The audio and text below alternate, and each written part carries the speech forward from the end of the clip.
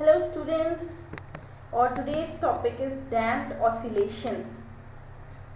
The oscillations of system in the presence of some resistive force is known as damped oscillations, or the amplitude of oscillation decrease with respect to time is known as damped oscillation. Okay, what does it mean? The oscillation of system in the presence of some resistive force. देखिए oscillation हो रही है लेकिन वहाँ पे हमारे पास कुछ रेजिस्टिव फोर्स प्रेजेंट होगी. Presence in the presence of some resistive force जो है ऑसिलेशन जो भी होगी वो डैम्प्ड ऑसिलेशन होगी.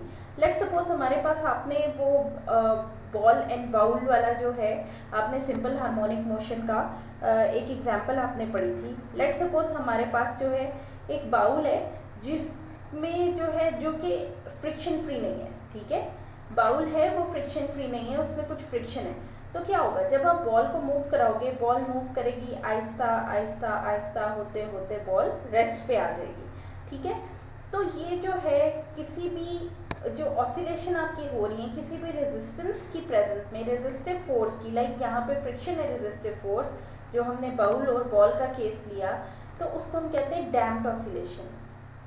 और एम्पलीट्यूड जो है जो ऑसिलेशन का डिक्रीज होता है विद रिस्पेक्ट टू टाइम, ये भी सेम एग्जांपल है डैम्प्ड ऑसिलेशन की. लेट्स सपोज आपके पास जो ये होता है कि एम्पलीट्यूड होता है मैक्सिमम डिस्टेंस जो कवर्ड होता है फ्रॉम मीन पोजीशन, ये हमने पढ़ा था लास्ट लेक्चर में, दैट इज एम्पलीट्यूड.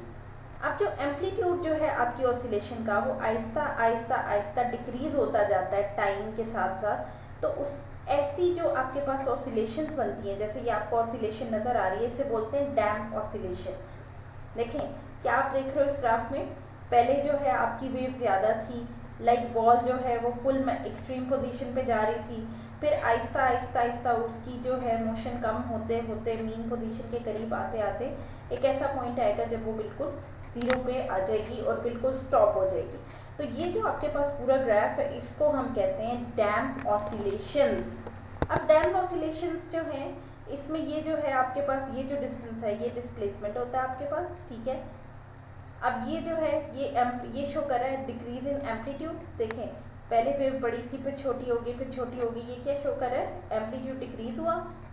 अब ये विद रिस्पेक्ट टू टाइम के साथ जो है ये ग्राफ आपने बनाया हुआ है. ठीक है, और ये जो आपने पिंक कलर का इधर एक इन्वेलप सा शो किया है, this is envelope of damping. ठीक है, तो ये है variation of amplitude with time of damping system. A very good example of damped oscillation is shock absorber. ठीक है, शॉक एब्जॉर्बर है क्या, शॉक एब्जॉर्बर आपने बहुत सी गाड़ियों में देखा होगा. ठीक है, प्रैक्टिकल जो है ये मोशन है किसकी, डैम्प्ड ऑसिलेशन की. अब इसके अंदर क्या है, जो शॉक एब्जॉर्बर है उसमें एक पिस्टन होता है जो कि एक moving through a liquid such as oil. ये देख रहे हैं आप, ये पिस्टन है, कोई भी लिक्विड है यहाँ पे जो इसके अंदर मूव करता है ये पिस्टन उस लिक्विड के अंदर, जिस तरह से ऑयल हो गया, ये लिक्विड ऑयल हो गया. अब पिस्टन का जो ऊपर वाला पार्ट है, ठीक है, the upper part of the shock absorber is firmly attached with the body of the car. ठीक है, और जो लोअर पार्ट है उसका, ठीक है, ये जो है ये कार की जो है नीचे वाली साइड से एक्सल जो है कार का जो एक्सल है ये वहाँ पे जो है ये अटैच होता है. ठीक है, when the car travel over a bump on the road the car may vibrate violently. देखिए जब आप किसी भी बम्प से या कोई ऐसी सड़क होती है, ठीक है, जो ऊंची नीची होती है या जहाँ पे बहुत से हर्डल्स होते हैं, स्टोन्स होते हैं, तो क्या होता है कार जो है वो वहाँ पे स्मूथली मूव नहीं कर रही होती. ठीक है, बम्प करती है, ठीक है, रोड के ऊपर. और कार जो है ऐसी सूरत में जो है बहुत ज़्यादा जो है कार के अंदर वाइब्रेशंस हो सकती हैं. तो शॉक एब्जॉर्बर क्या करता है, डैम्प कर देता है इन वाइब्रेशंस को, और ये जो वाइब्रेशंस हो रही होती हैं इसकी कन्वर्ट कर देता है एनर्जी हीट की फॉर्म में.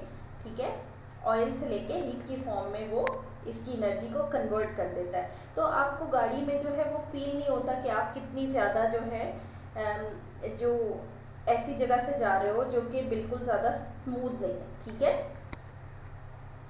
जैसे आप रिक्शे में चले जाओ, आप एक तरफ एक बच्चा है जो कि एक कार में बैठा है, ठीक है, और रोड बहुत ख़राब है, ठीक है, और दूसरी तरफ एक बच्चा है जो रिक्शे में बैठा हुआ है, ठीक है। अब आप दोनों कंपेयर करो, जो कार में बच्चा बैठा होगा जिसके शॉक एब्जॉर्बर बहुत अच्छे हैं, ठीक है, वो स्मूथली जा रहा होगा, बिकॉज कार जो है वो जितने शॉक्स आएंगे, जितनी वाइब्रेशन होंगी, उनको एब्जॉर्ब करके हीट एनर्जी में कन्वर्ट करके, ठीक है, वो उन शॉक्स को एब्जॉर्ब कर लेगी। लेकिन in case of auto rickshaw जो है वो इतनी ज़्यादा उस चीज़ को नहीं करता, वहाँ पे इतने अच्छे शॉक एब्जॉर्बर नहीं होते, जिसकी वजह से आपने नोट भी किया होगा कि आप बहुत ज़्यादा जो है, जब आप रिक्शा में बैठते हो, कोई ऐसी जगह आती है जहाँ पे रोड ख़राब है, आप बहुत ज़्यादा जंप कर रहे होते हो, ठीक है।